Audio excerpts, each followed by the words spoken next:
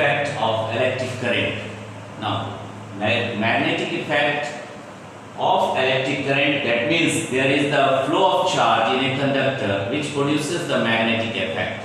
So here it is written that electromagnetism, the term known as the electromagnetism, magnetism due to the flow of electric charge, that is electric current in a conductor, is called electromagnetism. So first of all, it was observed by the Hans Christian Ørsted in the year of 1820. तो अभी हम सबसे पहले देख रहे हैं कि ऑरेस्टेड ने अपने एक ऑब्जर्वेशन के द्वारा बताया कि जिस भी करंट कैरिंग वायर में अगर करंट मूव कर रहा है तो उसके चारों ओर मैग्नेटिक फील्ड प्रोड्यूस करता है। किसने बताया? तो फर्स्ट ऑफ ऑल किसने बताया? तो ये relation, that is the electromagnetism के बारे में किसने बताया? हंस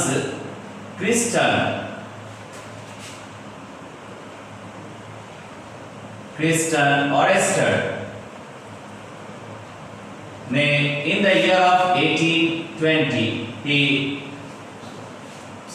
explained about that the current किसी वायर में अगर मूव कर रहा है तो उसके चारों ओर मैग्नेटिक फील्ड प्रोड्यूस कर रहा है।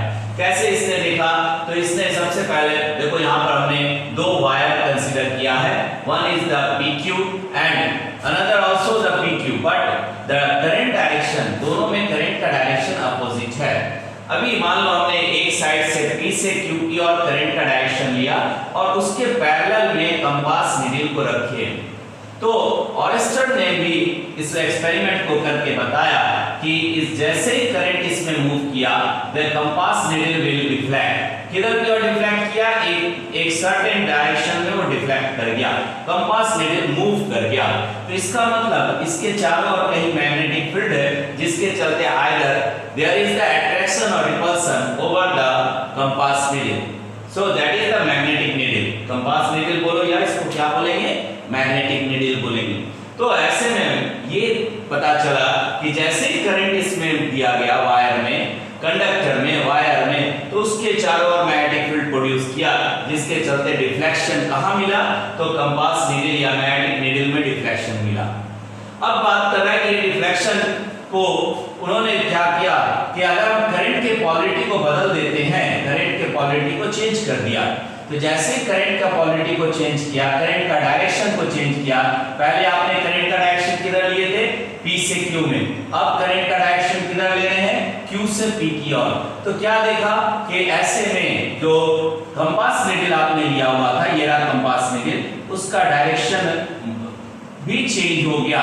जो पहले आप मान लीजिए शुरू में क्या रखे थे, जब करंट नहीं चल रहा था उस समय ये पैरेलल कंपास नीडल था and it is directed around the north and south. लेकिन जैसे ही करंट आपने दिया, that compass needle will change, that magnetic needle will deflect कर गया और ये फिर शो किया, लेकिन दूसरे डायरेक्शन में, अपोजिट डायरेक्शन में।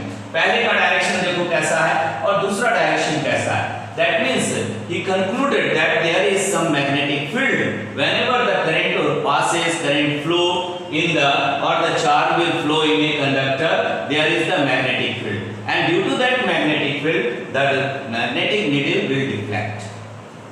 तो यहाँ से ये कॉन्सेप्ट आया कि अगर किसी भी कंडक्टर में, किसी भी वायर में अगर करंट चलता है तो वहाँ मैग्नेटिक फील्ड भी प्रोड्यूस करेगा and that is the electromagnetism. That term is known as electromagnetism. और इसी बात को आपने यहाँ लिखा, magnetism due to the flow of electric charge, that is the electric current in a conductor.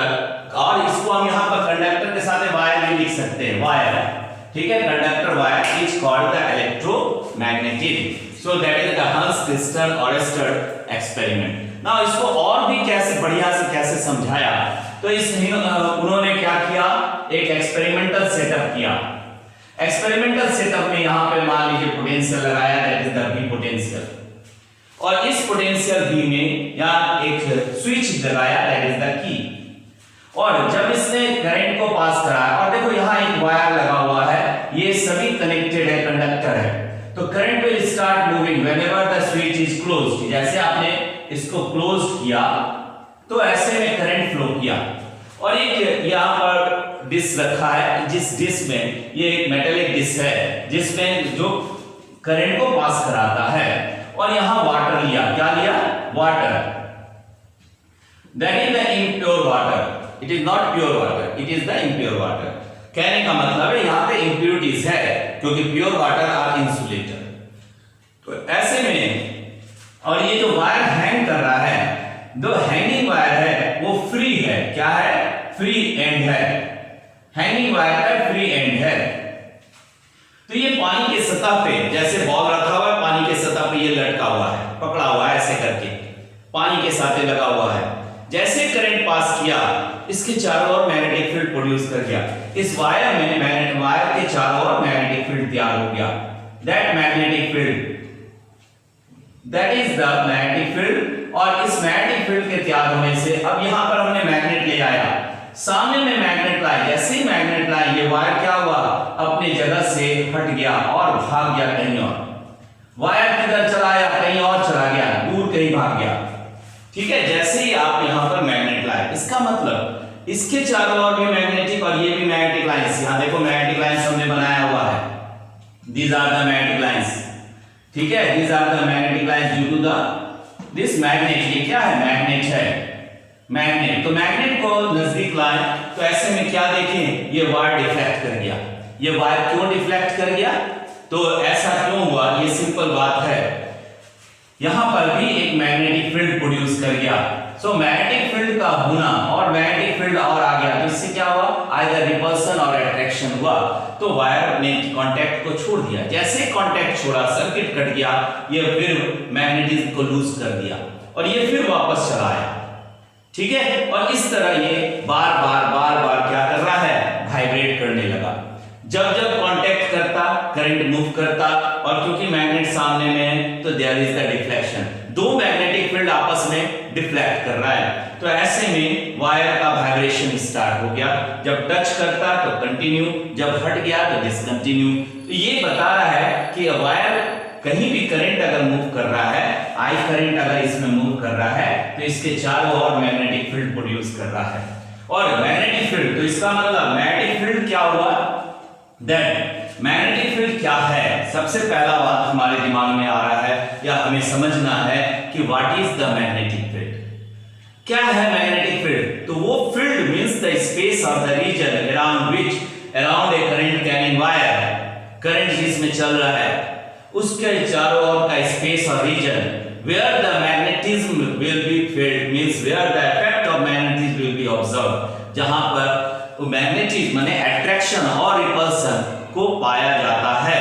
तो ऐसा जो फील्ड या स्पेस हुआ, that is called magnetic field. और somehow magnetic field is also known as the magnetic strength, it is also known as the magnetic intensity, sometimes it may be used as the magnetic flux density. So number of ways we can say, but in simple, in general, it is termed as magnetic field. Field is the strength, power.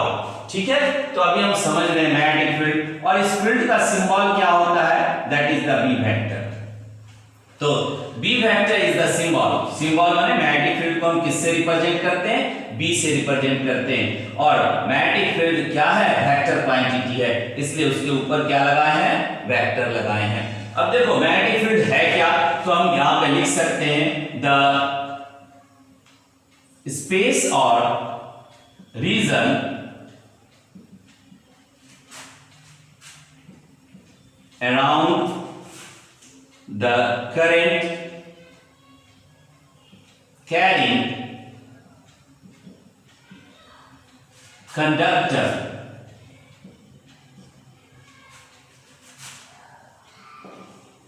within which its influence can be felt by the magnetic needle,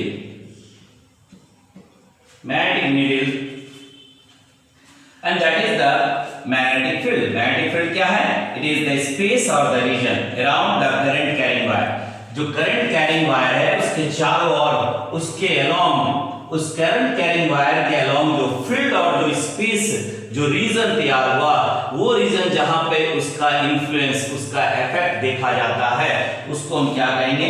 magnetic field कहेंगे। ये बात आपको समझ में आई। लेकिन कुछ points हमको ध्यान में रखना है। जैसे हमने कहा मैग्नेटिक फील्ड का सिंबल क्या है? B vector.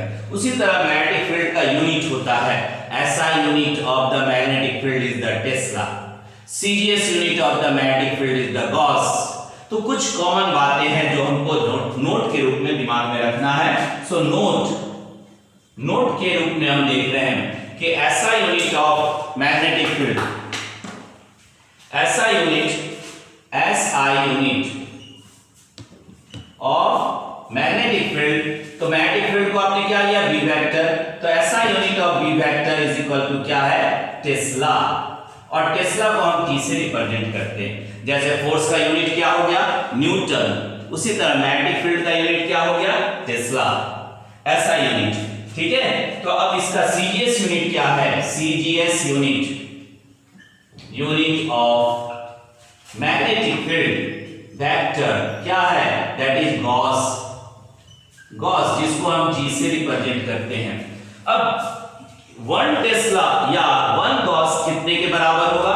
तो relation between the Tesla and the gauss, तो हम यहां सीधा लिख दे रहे हैं कि 1 gauss is equal to 10 to the power -4 tesla. -4 tesla को हम T से रिप्रेजेंट करते हैं, तो T भी लिख सकते हैं। अब ये कॉमन बात है जिसको हमको ध्यान में रखना है। सिंबल मैग्नेटिक फील्ड का B vector, unit magnetic field का SI में टेस्ला, CGS में इज द गॉस, और दोनों के बीच का रिलेशन क्या हो गया? 1 gauss is equal to 10 to the power -4 tesla. अब बात कर रहे हैं कि डायमेंशन कितना लिखोगे? So dimension of magnetic field means B vector. तो B का डायमेंशन हो गया m a-1 t-1. So that is the dimension, means what are the physical quantities which represent with their order to that of the magnetic field is known as its dimension. कौन सा physical quantity कितने order के साथ इस magnetic field को represent करता है, वही उसका डायमेंशन कहलाता है। तो एक तरह से हमने कुछ कॉमन पॉइंट्स को भी जाना। अब देखो बेटा, यहाँ पर हम जान रहे हैं कि कैसे समझेंगे कि इसमें फील्ड जो तैयार हुआ वो फील्ड कैसा है। तो डायरेक्शन ऑफ मैग्नेटिक फील्ड जो हम देख रहे हैं कैसा होगा, तो ये हो गया डायरेक्शन। तो इधर मिटा देते पहले, ये मैग्नेटिक फील्ड को हम पूरा लिख लिया सब लोग। अब देख रहे हैं डायरेक्शन। तो ऐसे में मैग्नेटिक फील्ड का डायरेक्शन अलोंग द वायर क्या है? दैट मैग्नेटिक फील्ड पैटर्न कह सकते हैं, मैग्नेटिक फील्ड पैटर्न। देखो यहां पर मैग्नेटिक फील्ड पैटर्न यहां आ गया, pattern due to straight current carrying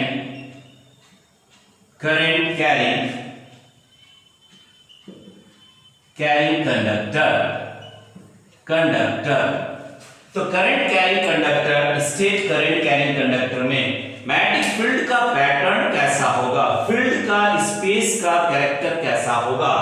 तो अब मान लो हमने यहां पर एक स्लैब लिया या एक प्लेट लिए, वुडन प्लेट लिए, और इस वुडन प्लेट के अलोंग ये वायर पास कर रहा है।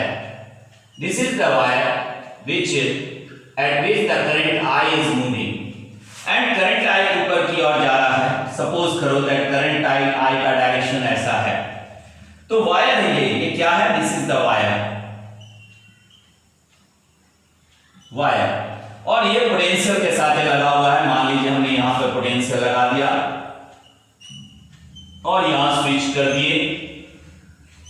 जैसा आप यहां देख रहे हैं, इस तरह का अरेंजमेंट अगर हम यहां लेते हैं, लेकिन ये क्या है? एक स्लैब है, और इस स्लैब में हमने आयरन फिलिंग्स को डाल रखा है, आयरन फिलिंग्स को।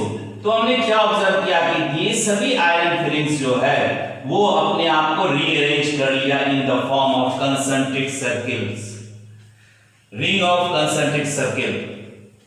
ठीक है, तो ऐसे में हमको यहां पे दिखा कि ये क्या हो गया, that is the magnetic field, ये फील्ड का डायरेक्शन हो गया।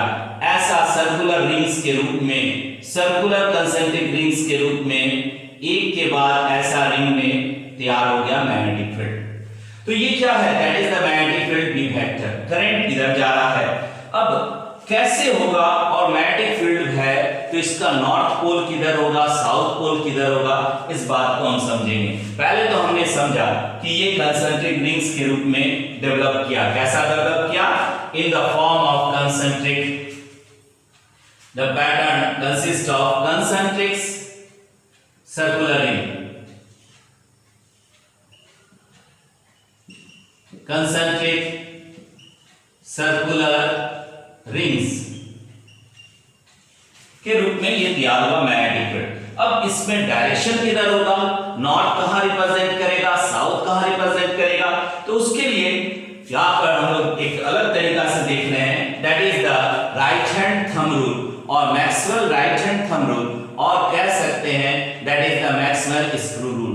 तो दो तरीका से आप इसको समझ सकते हैं। नाउ डायरेक्शन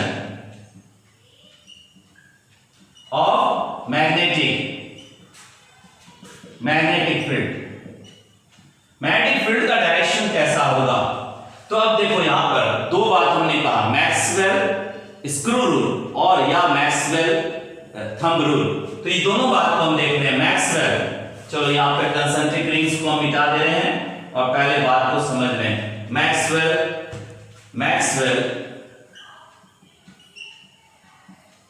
स्क्रू रूल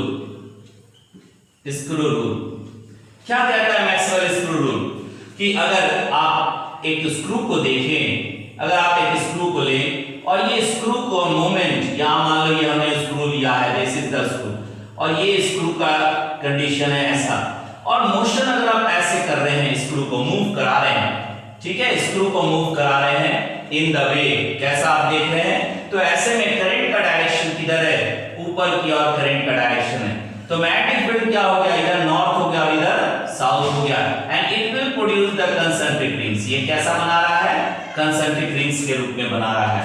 ठीक है, ऐसे ऐसे रिंग तैयार हो जाएगा इसके चारों ओर, that is the magnetic field. तो ऐसे में अब देखो स्क्रू का मूवमेंट, स्क्रू है मान लो ये हमने लिया स्क्रू का, और इसको हम ऐसे करके मूव करा रहे हैं, तो जब हम ऐसे मूव करा रहे हैं तो ये करंट का डायरेक्शन ऊपर की ओर है, तो ये रिंग का डायरेक्शन हो गया। तो ऐसे में जिस आप ले सकते हैं, यहाँ नॉर्थ हो गया तो इधर साउथ हो गया, इस तरह करके नॉर्थ नॉर्थ साउथ साउथ घूमते चला जाएगा। तो ये इस तरह का पैटर्न बनेगा। इसका मतलब यहाँ पर भी हम देख रहे हैं, इधर नॉर्थ हो गया, इधर नॉर्थ हो गया, ये नॉर्थ का डायरेक्शन दिखा रहे हैं, और यहाँ क्या हो गया, तो यहाँ साउथ हो गया जो बाहर की ओर आ रहा है। अब दोनों बात को कैसे समझेंगे, तो अगर लाइंस अंदर की ओर देखते हैं, मतलब क्रॉस लगा रहे हैं, क्रॉस, तो क्रॉस अंदर की ओर जो जा रहा है, इनवर्ड जो जा रहा है वो नॉर्थ है, इनवर्ड अंदर की ओर जो जा रहा है, अंदर को इनसाइड को हम क्रॉस से रिप्रेजेंट करते हैं, इनसाइड को हम कैसे रिप्रेजेंट करते हैं, मैग्नेटिक फोर्स अगर अंदर की ओर जा रहा है तो इट इज कंसीडर्ड है cross, and cross will represent the north. और जहां पर डॉट आ रहा है, डॉट मींस यहां देखो, डॉट माने आउटसाइड, बाहर की ओर निकल रहा है, आउटसाइड।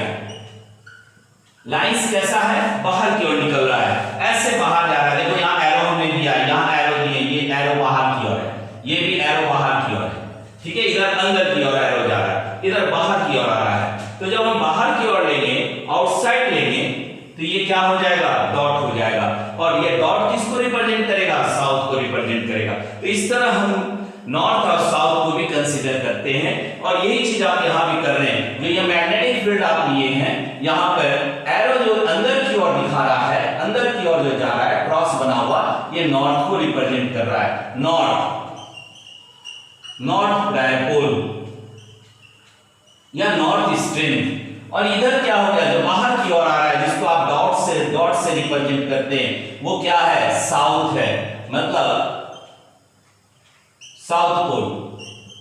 और इस तरह मैग्नेटिक पोल का स्ट्रेंथ को आप मैग्नेटिक लाइंस में पोल को देख रहे हैं, डायरेक्शन को देख रहे हैं। ये था मैक्सवेल स्क्रू रूल। अब इसी बात को Maxwell right hand thumb rule भी कहते हैं। Maxwell right hand thumb rule.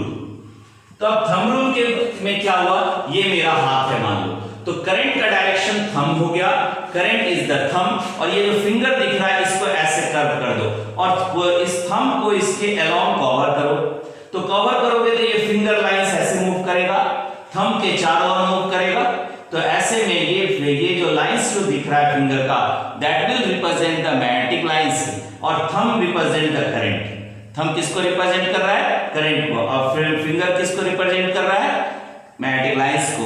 तो जो टिप ऑफ द फिंगर होगा, tip of the finger that represent the north direction, और जो जहां पर फिंगर टच कर रहा है वो हो जाएगा साउथ डायरेक्शन। अब इसको कैसे देखते हैं, देखो यहां पर भी हम दिखा रहे हैं। मान लो हमने ये वायर दिया, ये वायर है, ठीक है, this is the wire, at this wire the current I is moving, I current move कर रहा है और आई करंट ऊपर की ओर जा रहा है। इसका में थंब का डायरेक्शन ऊपर हो गया, that is the thumb direction ऊपर हो गया। और जो फिंगर आप ले रहे हैं वो फिंगर कैसा है, देखिए फिंगर का डायरेक्शन ऐसे हो गया। जितना भी फिंगर आप ले रहे हैं सारे फिंगर का डायरेक्शन आप ऐसे दिखा सकते हैं। तो ये क्या हो गया, इस तरह का दिखा रहा है, that is the right hand thumb rule, right hand thumb rule. तो ऐसे में ये थंब माने करंट को हम इंक्लोज कर रहे हैं विद द कंसेंट्रिक सर्किल से, and that will represent the magnetic field. इसको हम क्या बोलेंगे, मैग्नेटिक फील्ड भी।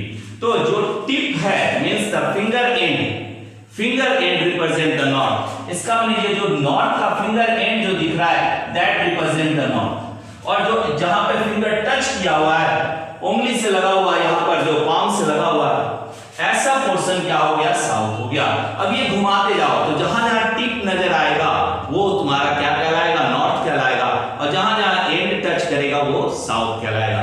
तो that will give the direction of the magnetic lines. तो इस तरह हम लोग मैग्नेटिक लाइंस का डायरेक्शन और कैसा पैटर्न होगा, पैटर्न कैसा है, तो मैग्नेटिक लाइंस जो भी करंट कैरिंग वायर के चारों ओर होगा तो वो कंसेंट्रिक रिंग्स के रूप में, कंसेंट्रिक सर्कुलर रिंग्स के रूप में ये पैटर्न आपको मैग्नेटिक फील्ड का दिख रहा है। तो किसी भी वायर के चारों ओर अगर मैग्नेटिक फील्ड तैयार होगा तो उसका पैटर्न कैसा होगा, कंसेंट्रिक सर्कुलर रिंग्स के रूप में होगा। और ये बात हम लोग जाने। अब Ampere you know that is the scientist by उनके नाम से करंट का यूनिट रखा गया है ना, एम्पियर, दैट इज द, कह सकते हैं एम्पियर ने भी इसके बारे में बताया कि करंट, यहां पर ampere swimming rule, ampere swimming rule, और इससे भी direction of the magnetic field को एक्सप्लेन किया। किसने किया, एम्पियर ने। ठीक है, क्या बताया एम्पियर ने कि अगर मान लो इस वायर को हम कंसीडर करते हैं जिस वायर में करंट मूव कर रहा है, ठीक है, तो करंट के डायरेक्शन पे स्विमर का हेड होगा, द हेड ऑफ द, जो देख रहे हैं उस पैटर्न को, यहां पर इस पैटर्न में मैग्नेटिक फील्ड लाइंस कहलाया, दीज आर द लाइंस। ठीक है, तो magnetic lines what are its property, so properties के बारे में in the next video we will study।